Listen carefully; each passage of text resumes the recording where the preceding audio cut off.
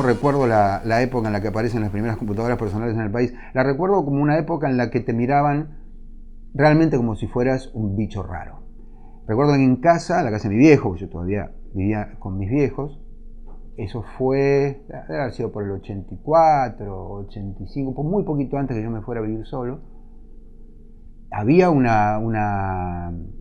clon de la PC de IBM, y después podías caminar durante 3 horas y no ibas a encontrar otro clon, y no había computadoras personales, era algo raro.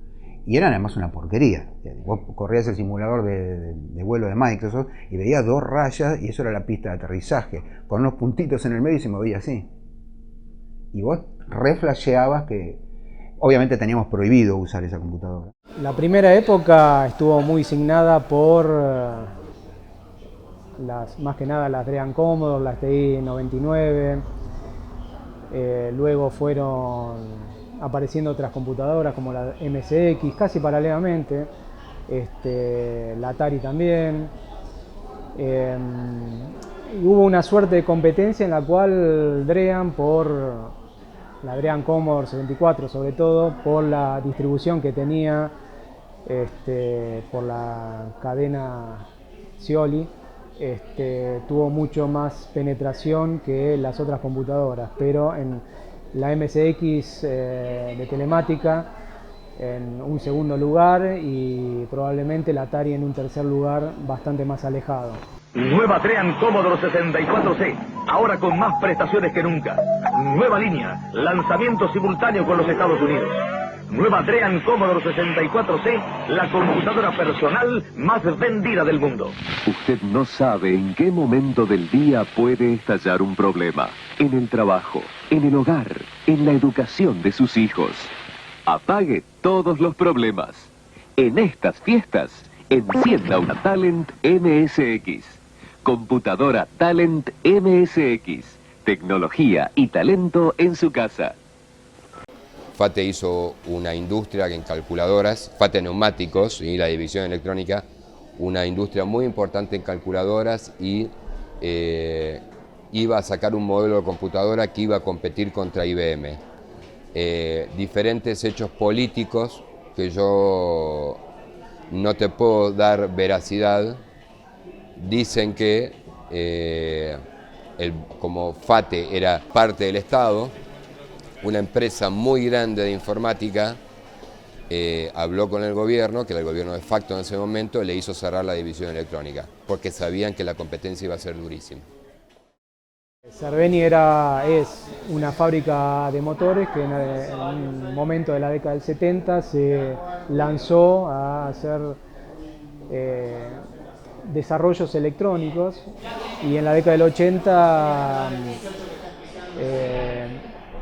empieza a producir clones de Spectrum que eran totalmente compatibles con la Sinclair Spectrum. Tenían algunas cositas más, como por ejemplo un port de joysticks, pero bueno, eran desarrollos nacionales que se hacían en Entre Ríos. Lamentablemente, bueno, por un incendio que hubo en la fábrica, terminaron por dejar de hacer esos desarrollos basados en la Spectrum, y bueno, ahí terminó la aventura de Cerveni.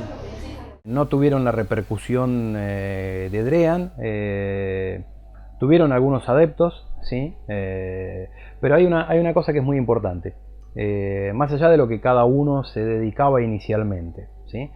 Cerveni fabricaba motores eléctricos que no tenían nada que ver con una computadora, Talent armaba chasis de TV, eso era lo que hacía cada empresa. Cerveni, como esa misma línea, arma una computadora de la línea Spectrum, la CZ, las dos primeras letras de la palabra Cerveni, que también tenía un sistema operativo completamente distinto, que es lo que yo quería resaltar. Teníamos posibilidad de obtener distintos hardware, o sea, distintas computadoras. Estaba Commodore, tenías Spectrum, Cerveni, tenías Talent, por nombrar algunas de las más conocidas, y tenías Atari. ¿Cuál era la diferencia más notoria entre la competencia de máquina a máquina? Hoy vos viste que la PC está unificada, Puede haber PC de miles de marcas, pero todas son PC, todas hacen exactamente lo mismo, todas corren los mismos sistemas operativos, todas corren los mismos programas. Bien, en aquel tiempo cada máquina corría su sistema operativo, cada máquina corría su software, cada máquina hacía cosas distintas que la otra no. Entonces vos tenías un abanico para elegir, de alguna manera, en función de lo que vos quisieras hacer con la máquina, la marca y el modelo. Capacidades, posibilidades de color, posibilidades de sonido, cantidad de periféricos. En su momento, como Commodore fue la más difundida, fue la que más salida tuvo, la que más periférico, la que más software, hardware y demás. Talent se dedicó a una norma que era lo que hoy se puede llamar en open source, ¿sí? Era algo de código abierto, donde cualquiera podía producir siempre y cuando respetara la norma MSX. La norma MSX fue, de alguna manera, podemos decir, el antecesor de la PC, por decirlo de alguna forma, porque corría un sistema operativo tipo DOS, ¿sí? Que Commodore no podía hacer. O si bien lo hacía, pero no las velocidades de MSX. Por eso te digo que en función de lo que vos quisieras hacer, era la máquina que te comprabas. Commodore tuvo mucha difusión porque básicamente se utilizó para los juegos. Entonces había lo que quisieras. Y en las otras máquinas no había tanto. Después se fueron como igualando un poquito. Cuando lo recuerdo es entrañable. Era todo subterráneo. Vos pensás que no había casi distribuidores de software. Yo me acuerdo que iba a una casa y le compraba al chabón un montón de disquetes con cosas, yo hacía música con la computadora. Claro, era todo pirateado. O sea, ni siquiera existía el concepto. Para mí yo estaba haciendo lo lógico. Iba a un lugar, un tipo que vendía software, que hacía visitos en la revista, le compraba. Claro, un tiempo después, cuando ya se empieza a abrir los canales de información, veo el aviso de un Cakewalk, ponele, y veo lo que cuesta y lo que yo lo había pagado, ¿viste? Se me prendieron todas las alarmas. Realmente había muy pocos negocios.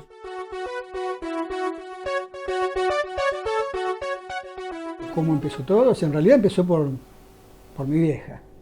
Porque mi vieja me dice, ¿por qué en vez de gastar tanta plata en jueguitos, como yo era coleccionista, compraba un juego, lo jugaba una vez, un día y después quedaba ahí?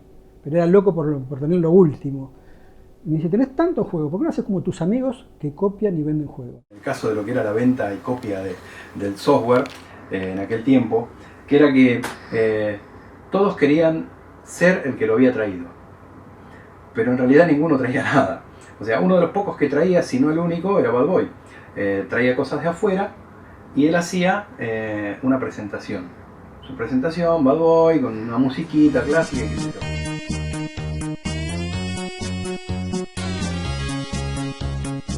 Y hubo un tiempo que era tanto lo que se pasaba de mano y cada uno hacía su intro para presentar el disco, que hasta que vos terminabas de ver todas las intros, te pasaste 10 minutos hasta que aparecía el juego, porque primero aparecía la intro de Bad Boy, atrás la intro del otro que le copió a Bad Boy, y atrás la intro del otro que le copió al que le copió, entonces era una cadena de intros interminable. Yo ya más o menos por el apodo Bad Boy me conocían los pibes que intercambiaban juegos y todo. Ah, ¿vos sos Bad Boy? Le digo, sí. Uy, que empezamos a hablar y me dice, mira, yo saqué de un programa una dirección de Bélgica, de un hacker de Bélgica. Pero me pide mucha guita, ¿qué te parece si lo contactamos entre los dos? Qué sé yo. Y bueno, ahí se me ocurrió meter los dólares adentro de un disco. Y le mandábamos el disco de 5 1/4 y adentro dólares. Entonces me empezó a mandar novedades. Y teníamos las novedades, éramos los capos, porque no había ni base de datos, internet, olvídate, no existía. Y regulábamos el flujo de juegos publicándolos en segunda mano. Los juegos de Bad Boy, yo siempre hacía el loguito, o sea, no sé cómo, el eslogan, ¿no?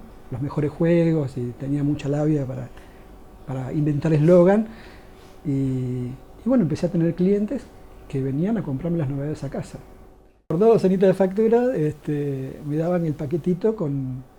La primera vez lo abrieron.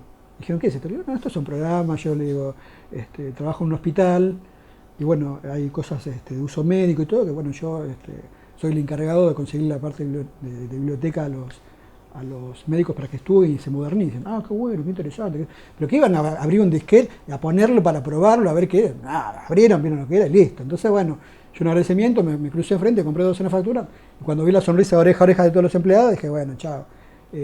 cuando me van a venir más paquetes, sí, venme a mí, o la factura, cualquier cosa. Entonces, claro, le dejé mi tarjeta y al mes cuando llegaba el paquetito, estaban los ladrillos, ¿te acordás? Los celulares eran ladrillos. Sonaba mi ladrillito, escúcheme, fulano está en la calle, llegó su paquete, que yo, que me llamo a la aduana. Bueno, listo. Salía a trabajar, me iba en bondi, me acuerdo que me manejaba en bondi en esa época. Me iba hasta el retiro, me entregaban el paquetito, lo abría para ver qué era, veía que lo dije, chao, llévatelo. Docenita factura, todo contento, y bueno. En casa, yo tenía un laboratorio en casa donde tenía una 64, una 128 y ahí entré a coleccionar software porque me lo mandaban de todos lados, entonces lo probaba. Y poco a poco se transformó en un suplemento y se transformó en un programa de televisión. El programa que hice de televisión fue en BCC, que se llamaba Computadora, lo producía Daniel Ellenstein, el dueño de CompuMaster. Y ahí estuve varios meses hasta que TN me llama.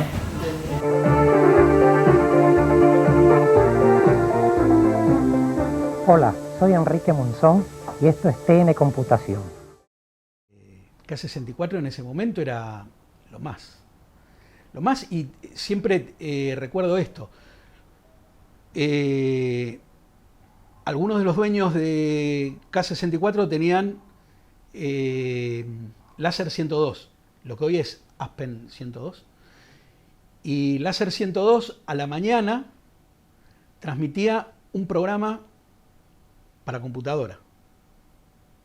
O sea, en unos minutos transmitía un programa. Lo único que uno tenía que hacer era tener bien sintonizada la radio, darle rec al radio grabador, grabar el programa para no tener que tipearlo, porque en la revista venía listo como para que uno lo tipee, pero era una locura tipear el programa.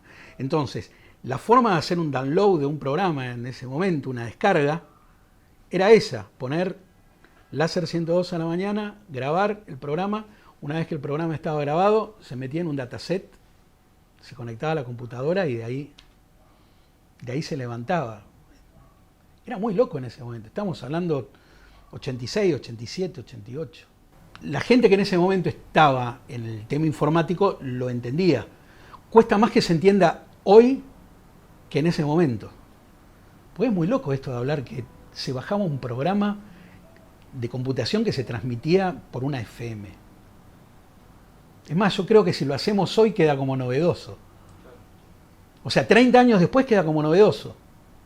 Después de varios años en Editorial Quark hicimos Action Games, que la revista original era Asao Games, una revista brasileña. Así como la original de Saber Electrónica era otra revista brasileña también.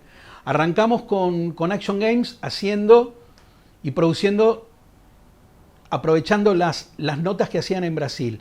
Y al poco tiempo le fuimos dando un corte muy, muy nuestro, ¿sí? Y yo creo que fue la mejor revista de videojuegos que hubo en la Argentina. Porque no solamente se habló de videojuegos, sino que se pudo generar una comunidad con los chicos del videojuego. Y de todo lo que hice, de todos los productos por los que pasé, las empresas que pasé, yo creo que el producto mimado mío fue Action Games. Fue el que me generó mayores emociones, mayor pasión, ¿no? Acá hubo una cosa muy terrible que fue la Guerra de Malvinas. Justo había salido de Liverpool un embarque con computadoras Sinclair. La imitación de la Sinclair en la Argentina es la Cerveni. Alguien le dice a Cerveni que, mirá, va a venir esto que va a inundar el mercado y va a matar. ¿Por qué? Porque la Sinclair era la computadora para la masa, era la computadora barata.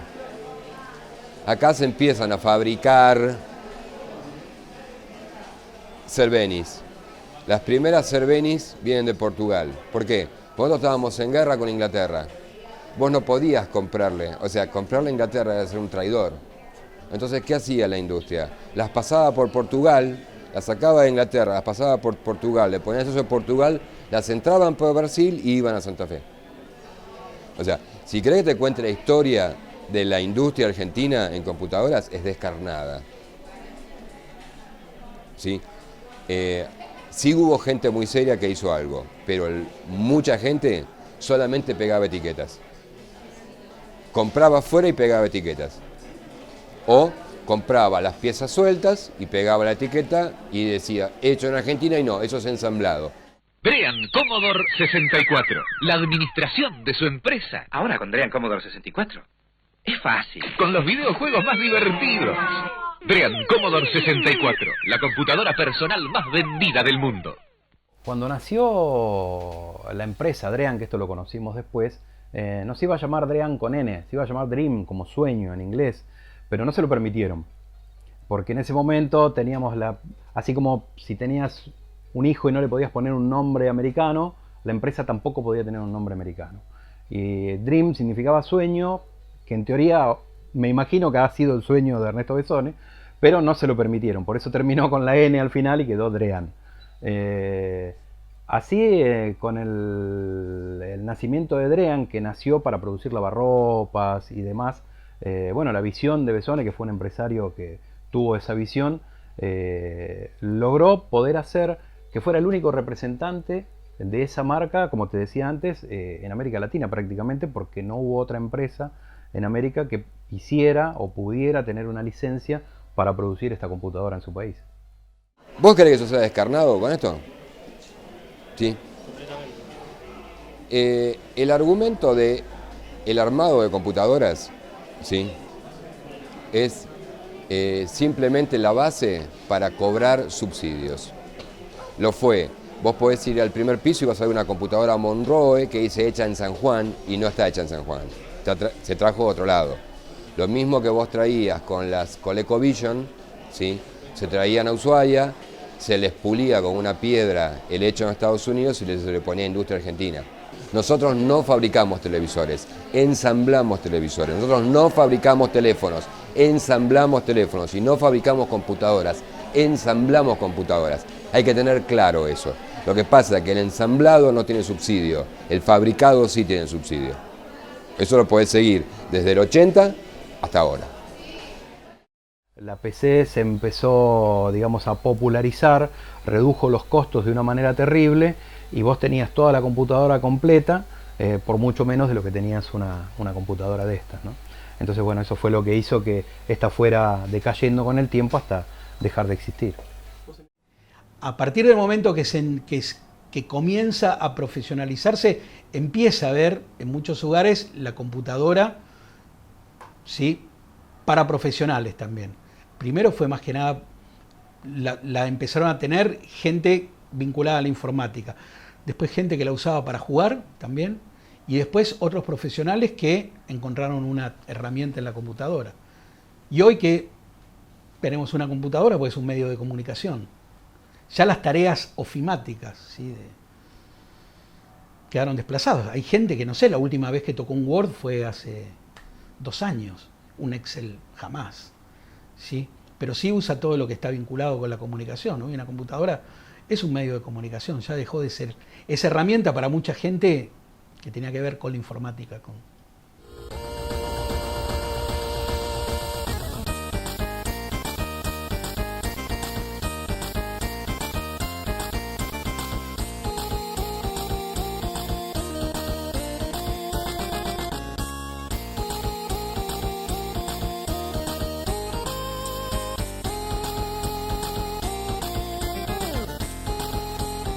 Me llamo Uktumi, es mi nombre, digamos, de la escena, y mi nombre real es Esteban.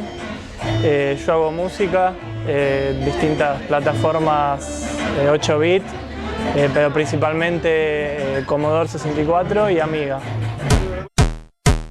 Sí, este símbolo es el logotipo de Pungas de Villa Martelli, que es la agrupación digamos, en la que en este momento estoy perteneciendo, que es una agrupación que hacemos arte con computadoras obsoletas, tanto música como diseño, como imágenes, animaciones. Bueno, la idea nuestra es un poco hacer animaciones y pertenecer a un movimiento que se llama la Demo Scene, que es un movimiento internacional de personas que realizan todo este tipo de arte en Commodore 64 y en distintas plataformas, también PC, también plataformas actuales, pero más que nada orientado a plataformas antiguas de retrocomputación, de 8 bits o 16 bits.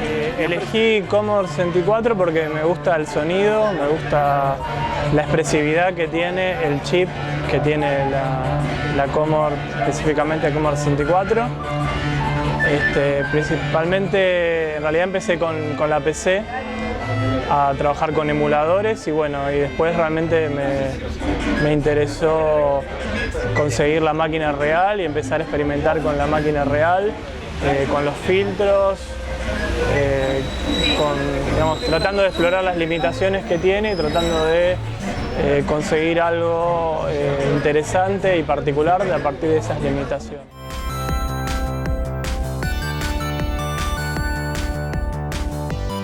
Acá en Argentina la movida de Demo Scene es todavía un poco limitada, tuvo su apogeo en un momento, ahora la estamos tratando de refundar y de hacerla, de reflotar, pero por lo menos que yo sepa, por ahora somos nosotros, somos este grupo Pungas de Villa Martelli.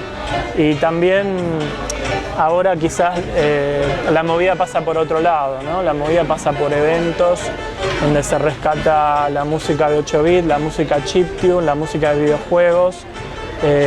Entonces participamos de esos eventos, también pasa por exposiciones de arte y otras cosas como que no son estrictamente la Demo Scene, pero también da un espacio para mostrar esto.